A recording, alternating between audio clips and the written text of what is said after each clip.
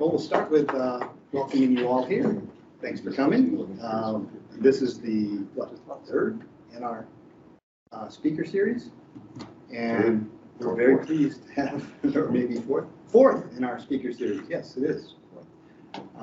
And we're very pleased to have you all here.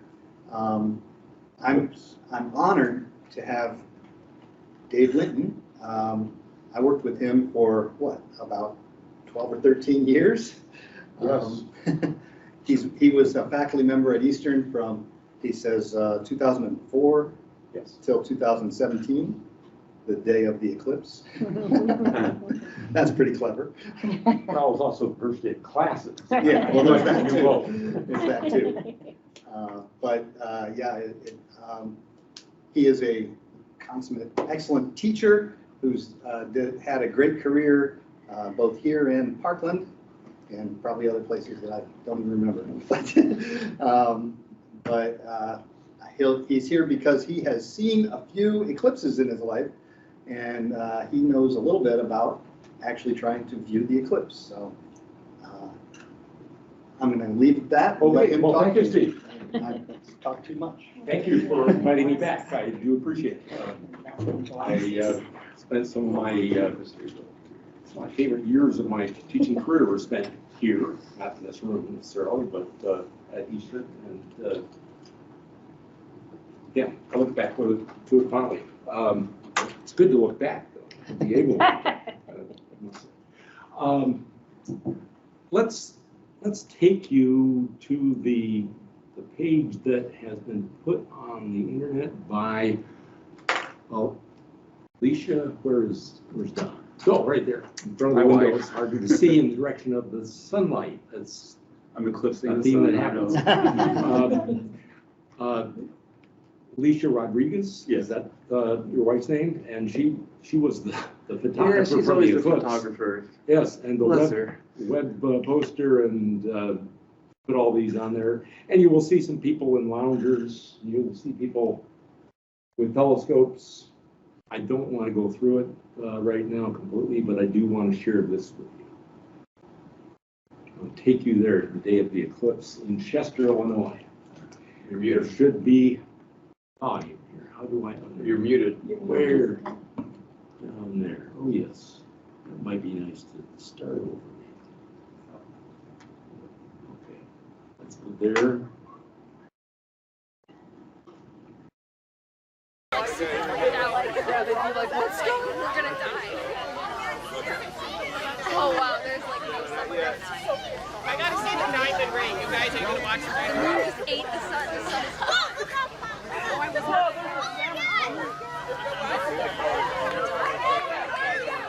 Gus is going. Oh my god. Oh, okay. Watch the diamond ring. We're almost there.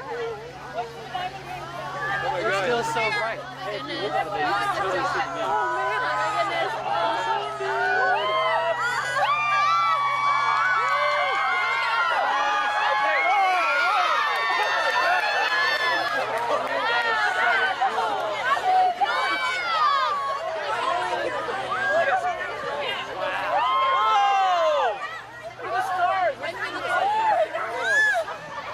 Wow, it totally feels like it's nighttime.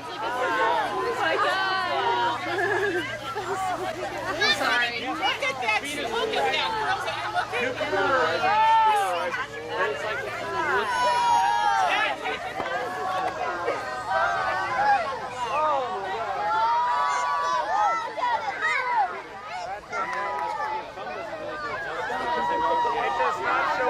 I will tell you some of the things that I heard, listening to it a few times. It looks like a black hole. Was one thing I heard. There it is. Might see why someone would say that. And then before that, the diamond ring effect. Oh my God, look at that. And also, you hear the cicadas making noises? They must think it's nighttime. It wasn't the cicadas, it was katydids, turns out. Now, one thing that's not communicated in this video is just how dark it got. Remember that a camera, if it's on automatic setting, will let in more light if it gets darker. And you are fooled when you go and take a look at it.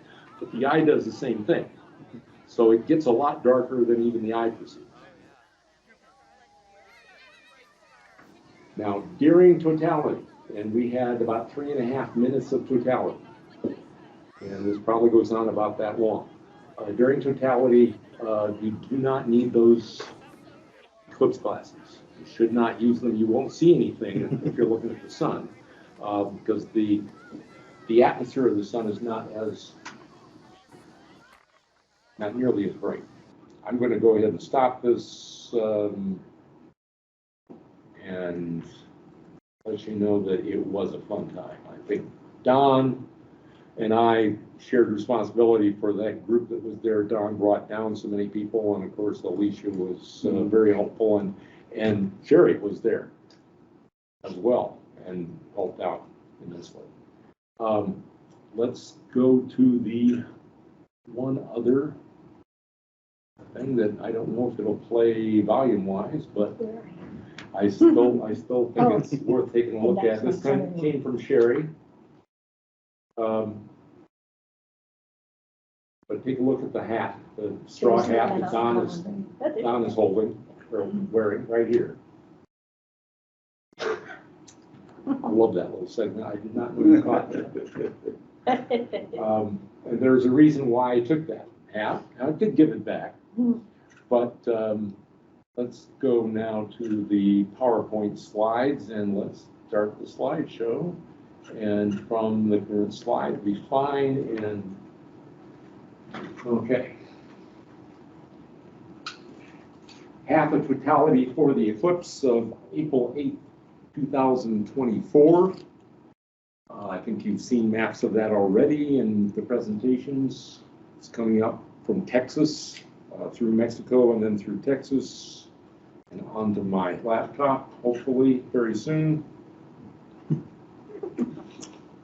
Transition was a little longer than I should. Okay. Okay. And then it will cross, go through Arkansas, through southern Illinois, up through Paris, Illinois, barely. And then over towards, we can do it this way if we need to. Okay, great, thank you. Through Paris, Illinois, through Indianapolis, Cleveland, Ohio, Toledo and Cleveland, and northern New York, northern New Hampshire and Vermont, and then Montreal. So wherever you want to see it, just go there along that path. But the weather is the big issue. Eclipse happens. Don's going to talk about why they happen. I think the details of them, the science of them next time. Is that right, Don? Whatever you don't talk about. Okay. You correct everything that I say wrong. That's why I'm here. I want to make sure I don't double it. What is wrong about this drawing, it's conceptual really, but it's not to scale.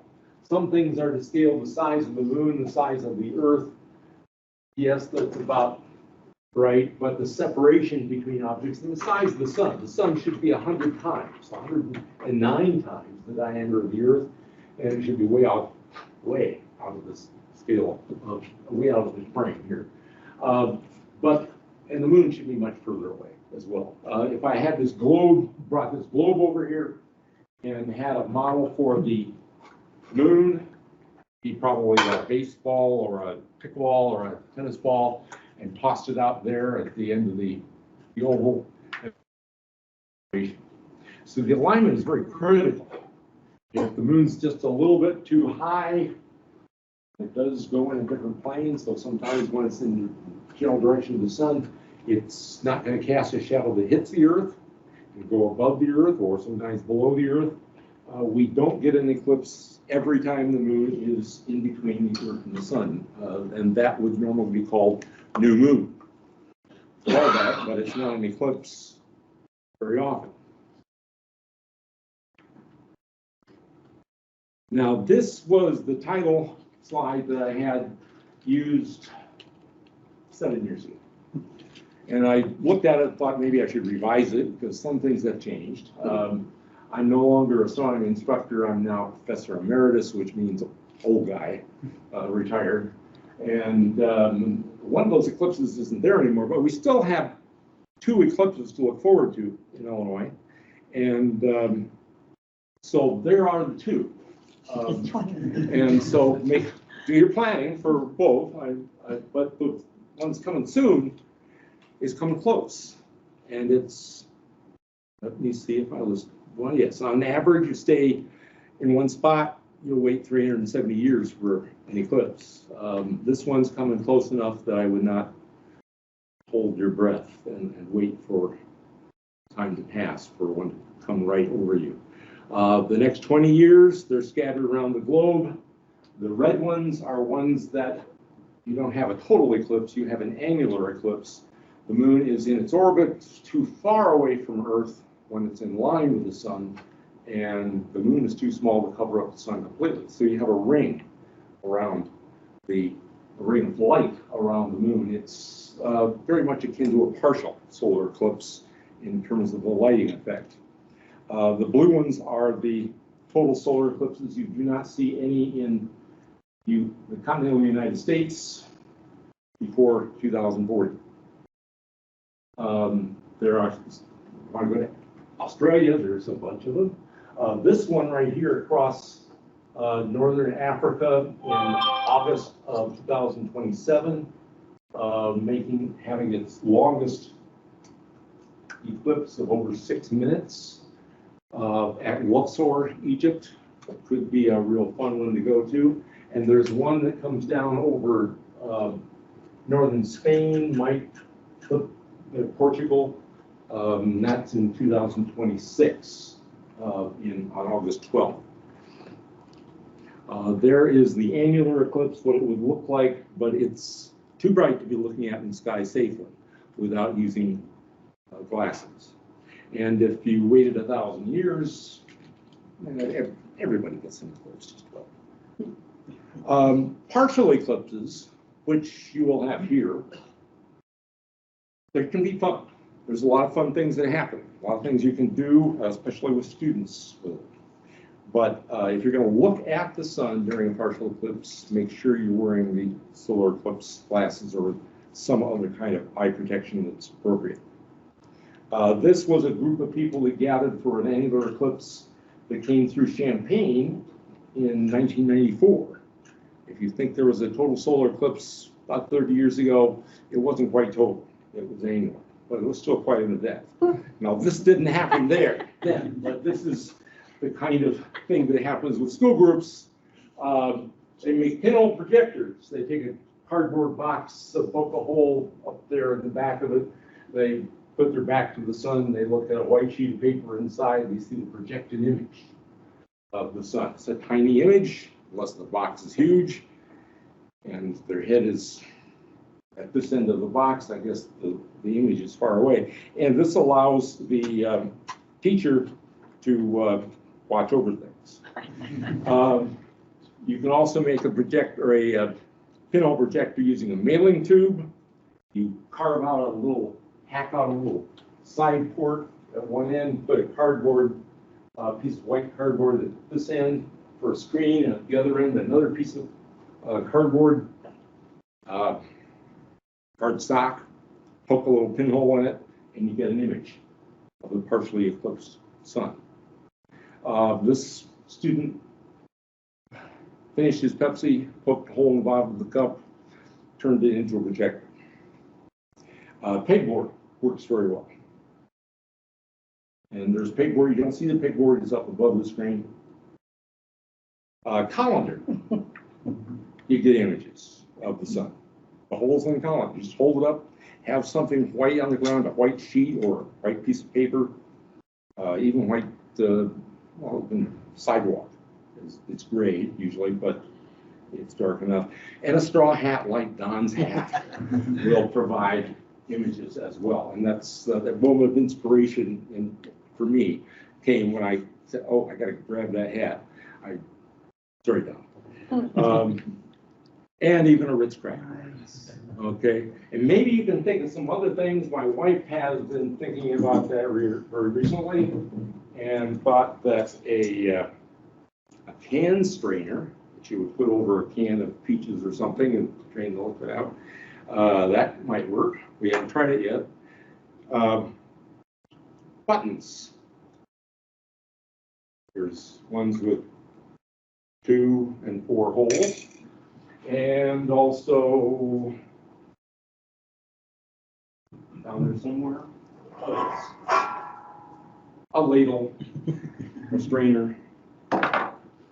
So we're going to be doing some more experimentation with this next one.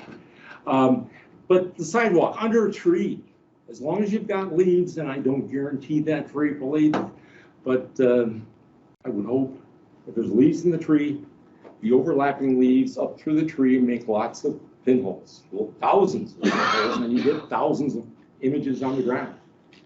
It's really impressive, I think. And children do find it fun to go looking for those images. And children, there's a couple of children. Now, a comment about this is that those are welder's helmets with welder's glass in them. I can't tell you what number welder's glass to use. I'll leave you to do the research on that. They search at 13 or 14. 13 or 14, right in there somewhere. But I find 13 has worked for me, but I can't see the ultraviolet light that's getting to my eyes. I can't judge that. I don't know. So with welder's glass, I tend to just look for a short while. 14, it's pretty dark. And so make sure you have the correct grade, whatever that grade is. You can take a flat mirror, you can tape over most of it, basically a pinhole, but a fairly large pinhole in this case, and you can actually reflect the sunlight through a building's window into a darkened room onto a screen about 90 feet away. It makes a nice sized image. Lots of people can see what's going on. But no matter how enjoyable a partial eclipse can be, it pales by comparison to the experience of seeing a total solar eclipse. You have to bear in mind that the sun's surface, what we see as the visible surface of the sun, we call it the photosphere, is not all there is to the sun. There's an atmosphere. That's the corona. And the corona is very hot and hence gives off light, but it is very thin. So it doesn't give off as much light. It's not as intense at all as is the photosphere. We normally cannot see the photosphere, but the eclipse, total solar eclipse, is not a normal event. It's not, let's say it's an unusual event. The photosphere is about 1 million times as bright as the corona. And if you do the math on that, hopefully it won't tax any brains in here to do a 90% eclipse sun. Let's take away 10%. Well, I'm taking away 90%. I guess you're leaving 10%. The 10% that is left means that the 90% eclipse sun is really 100,000 times as bright as the light from the corona. You won't see the corona then either.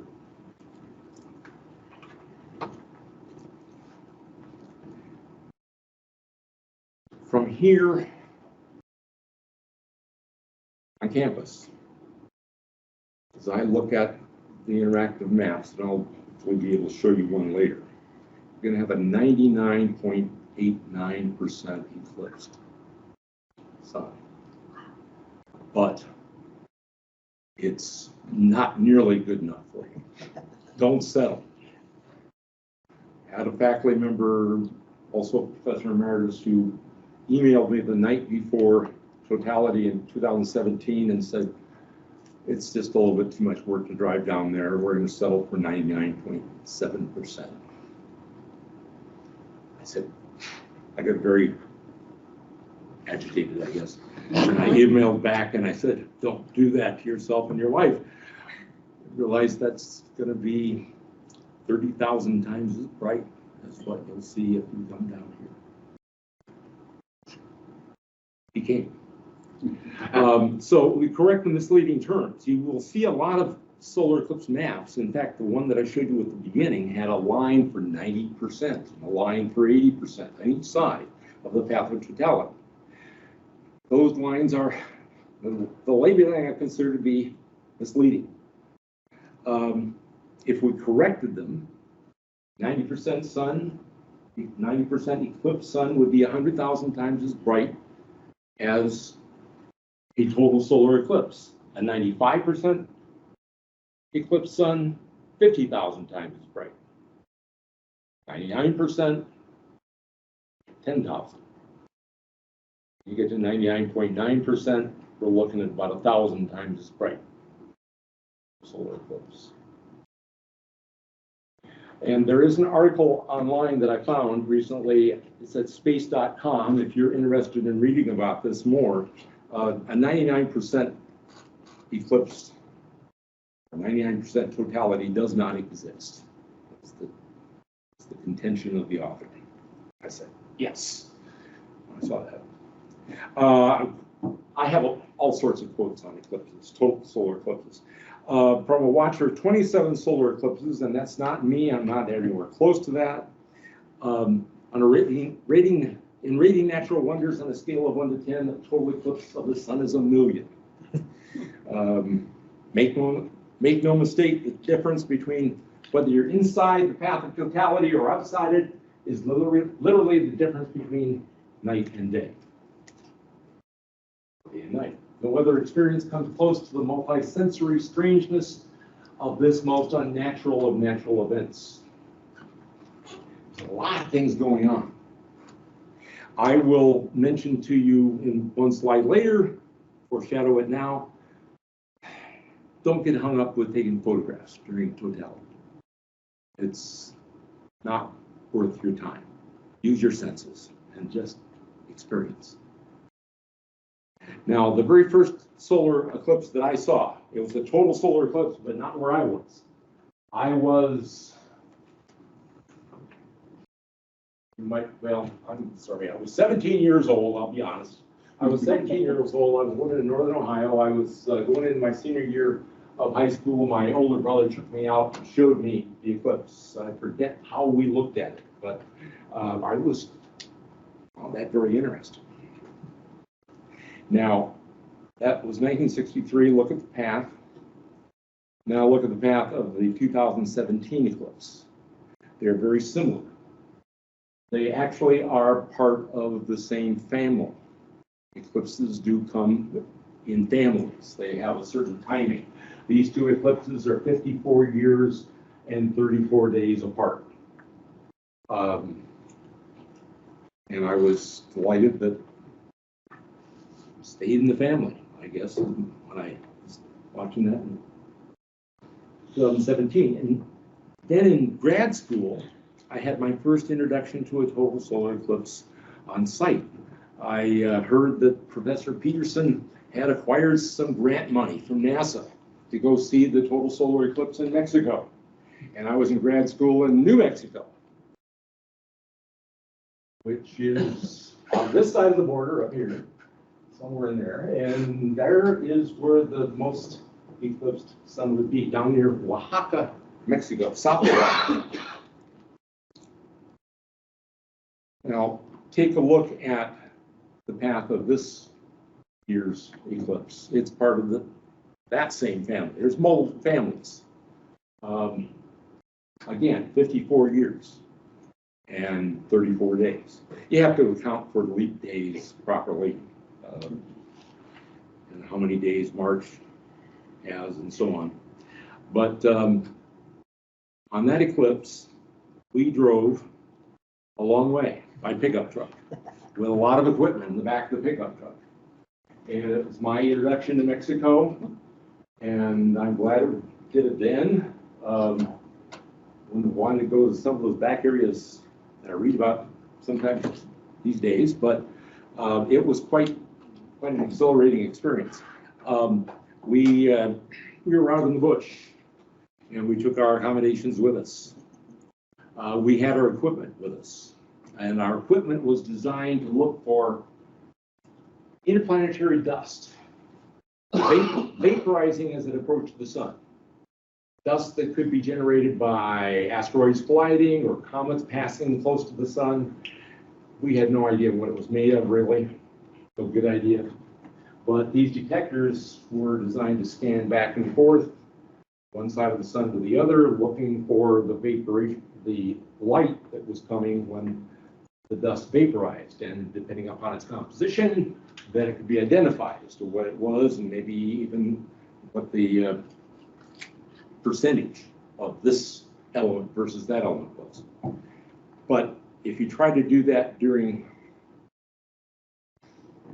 a day where there's no eclipse, the light of the sun, of the photosphere, just overwhelms it. And since you're looking at infrared radiation that's going to be generated, and you're in Mexico, and the sun's been out for hours before the eclipse, you better have some way to cool the detector down to more than 100 degrees below 0 Celsius. And that's what we use the tank of nitrogen for. As it comes out of the tank, it expands, it cools, it does wondrous things to the temperature. Allowed our detectors to stay cold. But one day in the heat, while we were having lunch, heard this great roar, and the pressure relief valve on the tank had given way. And all of a sudden, I would think all three of us dove for cover. And came up, there's this tank of nitrogen that was empty and it was covered with ice. And shortly thereafter, I was handed a stack of peso bills about that tall and keys to the pickup truck and told not to come back without another tank of nitrogen. My first question is, what's the Spanish word for nitrogen? I think it is nitrogeno, or that pronunciation worked well enough back then. I was successful at giving me quite a bit of confidence in travel. Hey, how long did it take you to find it? How long was that trek? It was 80 miles to the nearest city, and that city was a city of 100,000. That was Oaxaca. We were camped in the corner of a watermelon patch in an Indian village named Nahapa. Once I got to that city, it had services of what? A city of about 10,000 in the U.S. I had to find a metal shop. I had to find a welder shop, machinist, somebody who might carry a tank of nitrogen. And then, because the detector was in so many threads per inch and our new tank of nitrogen was in so many threads per centimeter, I had to see if I could get an adapter made. And it all worked. They didn't leave me in Mexico. That was the morning of March 6th, 1970. And things were looking kind of bleak. But the morning of March 7th, the sky was very clear. And it stayed clear throughout the day. We had a great view of the eclipse. I will show you pictures later. But in general, I will keep asking this question. Why is the eclipse of April 8th being treated as such a big deal? Gotta have an answer here somewhere. Number one, it's beautiful, it's strange, it's weird, it's awesome. It's rare, but this one is nearby. It's something you can get to very easily. And when you travel to see a total solar eclipse, Mother Nature throws in a bonus free of charge. You also get the partial solar eclipse in the hour and a half or so before the period of totality, and another one afterwards. But by that time, you're so depleted emotionally by totality that you probably will be like most everybody else. You won't be looking at the partial eclipse after totality. Let's see. Let's go here. 1979, there was another eclipse, different family, by the way. But this one, my office mate and co-advisor to the astronomy club at Parkland came to me after Christmas and said, I've heard about this eclipse that's coming up in February and I want to go see it. I don't care if I've got to take time off from work, I got to go see it. Will you cover for me? I said, let's talk about this. And we ended up, the astronomy club got together. We insulated the college van And we took the van and a telescope and cameras, and we all had our assignments. That's Daryl Seeley up there at the top right. And that he was in his late 20s. He was the inspiration here. He said, I don't know. There's not, well, he said, he does know that there's not another eclipse this century in the continental United States. That was last century. I don't know how long I'm going to live. I want to see it. I want to take advantage of my opportunity now. So we did, but it was late February and it was in northern North Dakota. And our trip was long and it took us through a blizzard and an ice storm. And we arrived in Fargo, North Dakota, where the temperature was 20 below Fahrenheit, fortunately. But we paused for a night. We got advice from the Weather Bureau as to whether to go north into Canada or west to where we had originally planned. They said probably Bow Bells, North Dakota is going to be as good as you're going to get from where you are right now. So we went there. We left other people back at Parkland, standing in the cold, coming to a telescope to take their turn for a little peek at this partially eclipsed sun, because they couldn't look at it directly. They had to look through a telescope that had a filter on it, block the majority of the sun's light out. Now, it had snowed in North Dakota. And looking west before totality, notice this pickup truck parked there.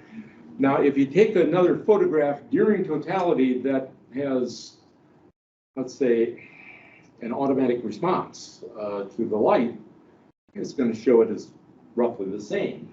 But I took a photograph that was of the same aperture and the same duration of time, and that's what it looked like. That's what I got. It was very dark, and we were standing out in the middle of the street. We were actually set up in this weather observer's driveway that we had corresponded with. When we came out of the street in this very deserted town, on a very deserted day probably, and we were just watching this shadow come in to us from over in the west, somewhat under 2,000 miles per hour, but still it's coming at you pretty fast. And the glow on the horizon, the salmon-colored glow was different than anything I've ever seen. That's the light that's getting around the moon, falling on the Earth, and coming through the atmosphere very far away from you in all directions. And we were literally jumping up and down. And we looked up into the sky to our left, west, that will be south, and we saw the diamond ring effect. The last vestiges of the photosphere coming through a valley of the moon, photosphere in the prominence, solar prominence here, and other prominences standing up above the solar surface. And the height of these prominences, Steve did bring me a meter stick. I was going to scale this off, but I didn't have a chance to do that. I believe this is roughly the distance, the height of this prominence is roughly the distance from the Earth to the moon. Okay. Many times Earth's diameter. What magnification telescope did you use for this picture? Like a 10-inch? Well, the size of the telescope, the mirror was a 10-inch mirror, I believe. It might have been 8-inch, but I'm pretty sure we had 10-inch with us. We had both available. But we're standing out there looking. This is not a picture that we took. We were enjoying the view so much that it occurred to me, hey, where are we going to take some pictures? And we had, oh yeah, we turned around, ran the telescopes, and started taking pictures. This was taken by another club member who did go up into Winnipeg and took this one. And the sun moves during, this now is from our telescope, I believe. And this might be the one that came from the other person up in Winnipeg. It does look to be somewhat different. But it's a great view. When you look at it with the eye, this area right in here is about 1 millionth as intense, as bright as the photosphere. It's safe to look at. You don't want to be trying to look at it through solar glasses, eclipse glasses. You will not see anything. But what happens is that by the time you would get out to about here, the brightness has dropped from 1/1,000,000th, the brightness of the photosphere, to 1/1000,000,000th. So you have a real problem trying to capture an image of that variation in brightness. You can overexpose this area and get this out here, but this looks like a real fuzzy, dusty ball. And you do that. I simply would not bother during total solar eclipse trying to get a picture. And it's a very emotional experience. We were quite emotional at that moment. Another quote. It is a spectacle pure and simple, the most magnificent free show that nature presents to man, not to be viewed, well, man and woman, everybody, okay? Not to be viewed, the coming one would be literally to lose the opportunity of a lifetime. And that quote was in the New York Times, the solar eclipse of 1925. And I have just shown this slide to a group of University of Illinois OLLI students, lifelong learners, when from behind me I heard a voice saying, I saw that eclipse. This was 2017. And I had not met this person before, but I was about to. This was Lizzie Goldwasser. And as we did the math, she said she was 5 years old at the time. She remembers being with her parents and her younger sister. They were standing at the window of their apartment overlooking Central Park, New York City. And she said it was the most wonderful, most beautiful thing she'd ever seen in her life. And she had lived all these years. We counted them out, and it's, what, 72 years from 25 to 2017, or thereabouts. My math is a little off at this moment. 92. Yeah, 72. 92. That's right. She was 92 years waiting for another eclipse. She's now 97 years old. She did get to go see that eclipse. And I had a great discussion with her in person and on the phone. She stayed after class, so we got here. She did pass away in 2022 at the age of 102. Her husband was Ned Goldwasser from the ULI Physics Department, who was the co-founder, I believe, of Fermilab up in Batavia. Correct me if I'm wrong there. No, I think that's right. Doug shouldn't, but it's not here. Here's a quote from this teacher of physics in England back in the, when he saw the eclipse, and its total solar eclipse in 1927, he'd been so distracted by the silly idea of trying to get photographs that he butts around and he didn't get to pay attention to the eclipse, and he's a lot of regrets. His advice to photographers is don't bother. Just enjoy the eclipse with full attention and hope that later photographs might be bought. And throughout his lifetime, there was not another total solar eclipse in Britain. Darrell was right. He wouldn't live to see another total solar eclipse in the U.S. That was the only total solar eclipse that he got to see. He died about a year before 2017 eclipse.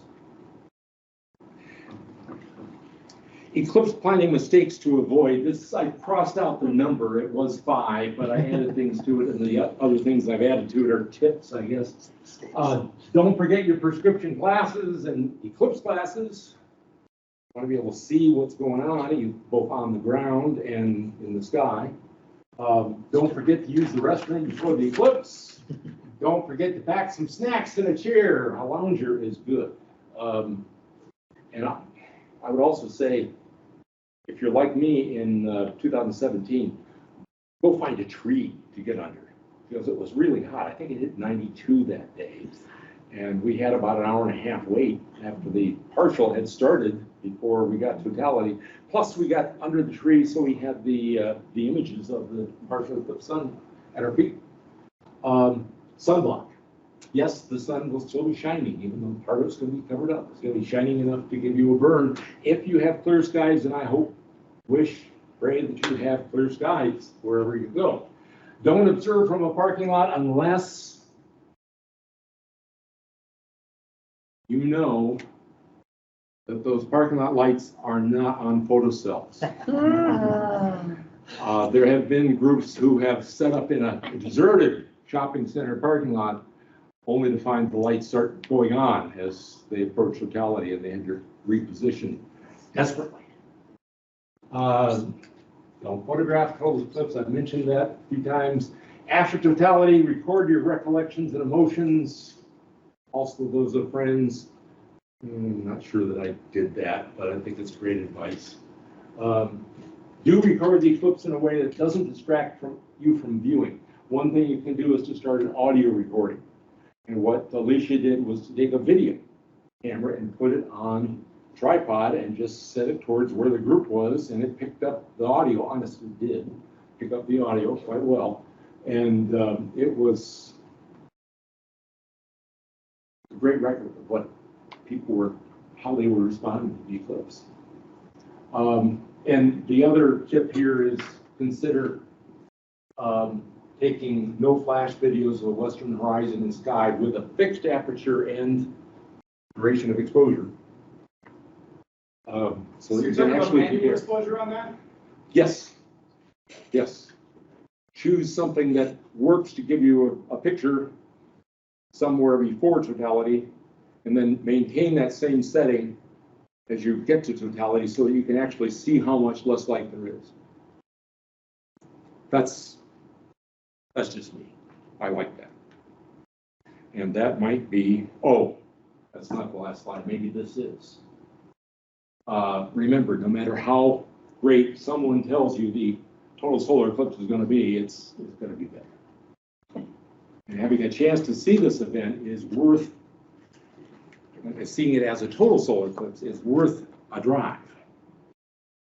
Don't settle for 99.89%, please. Now, I'm going to exit out of this. I've got one website I'd like to try to get to. Timeanddate.com is a website that has a lot of stuff on it of use to me from time to time, but it's got a sun, moon, and space heading. So let's go down there and see, oh, 2024 total solar eclipse. Let's see if we can click on that, see what we get. Probably get some valuable information. There we go. No, it didn't go there. Did it? No.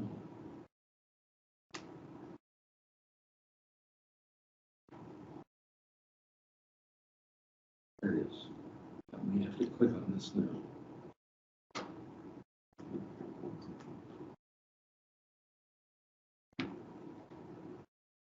Bear with me, please.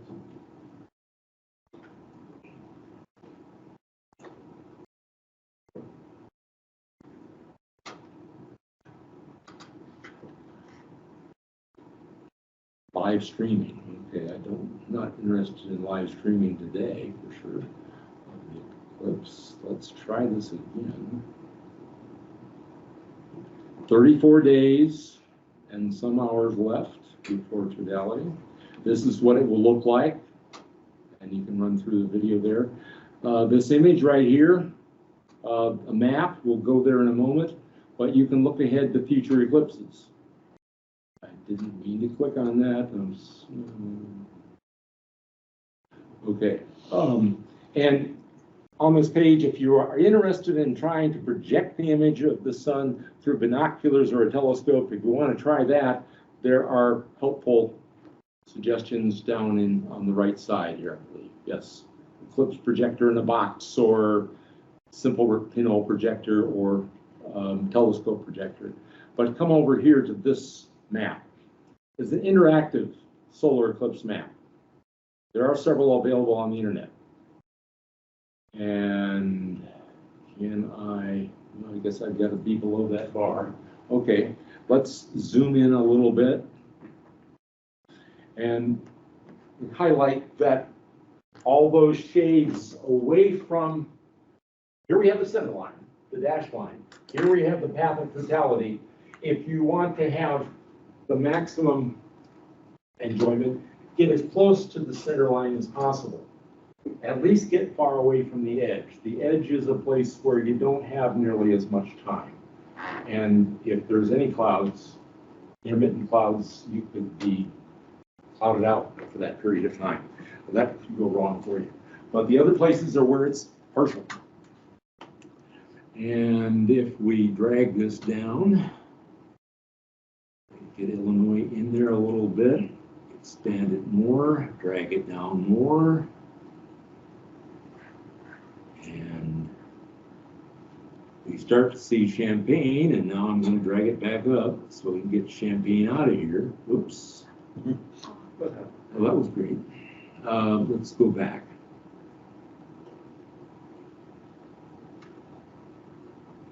That's not going to help.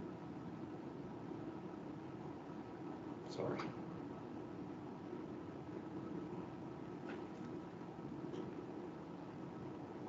Anyways, you can zoom in on Booth Library and find out what the eclipse is going to be, the details of the eclipse. Okay, and let's go there one more time and see what we can get.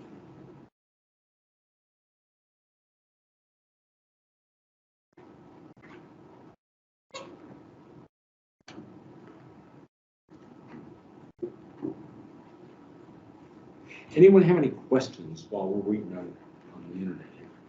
How wide is totality? Is it 10 miles, 20 miles? That depends upon the eclipse. It can be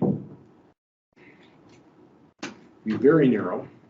It can be zero width if you've got an annular eclipse. In this case, it's at least 120 miles wide, I believe.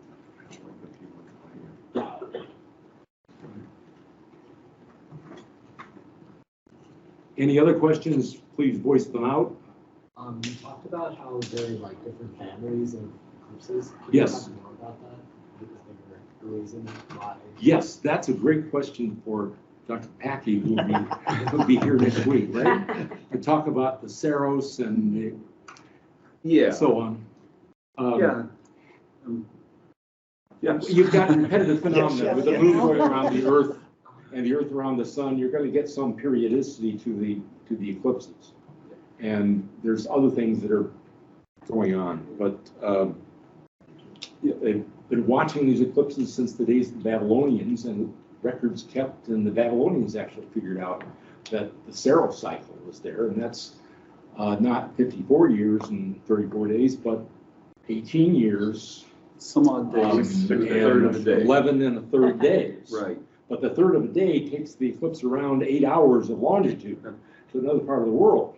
So you need 3 of those cycles before you get one that's back in your neck of the woods. But they will either march northward from one eclipse in that family to the next, so on until they disappear. The track goes over the North Pole, or they will march southward until it disappears off the South Pole. And yeah, Don, I'm sure, go into great detail on that. I guess I will. Oh, did I punch or did I punch? While you're waiting for the eclipse, one thing is, if you search the internet, you'll find actually 2 spots. One is actually from the International Space Station, where you can actually see the whole shadow going across it.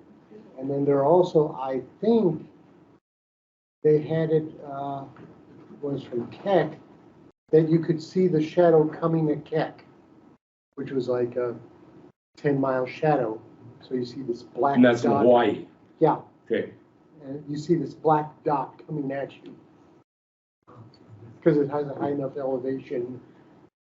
Yes, if you were able to get to a high elevation, and that's kind of a strange thing to talk about in Illinois, but if you could, and you could look out, in just a hill, you could see that shadow moving across the ground.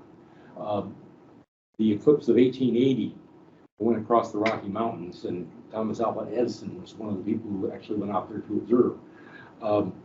They got a great view of the shadow. Over there, here it comes, and it's moving at such a great speed. It's just something to behold. We just have to infer it, and we're on flat ground here. Maybe from the top of the peak, the castle-y part of Goldman. Or top of Stevenson, or something like that sort. I don't know what's allowed here anymore. I went up to the top of our building once and got in trouble for that. I used to,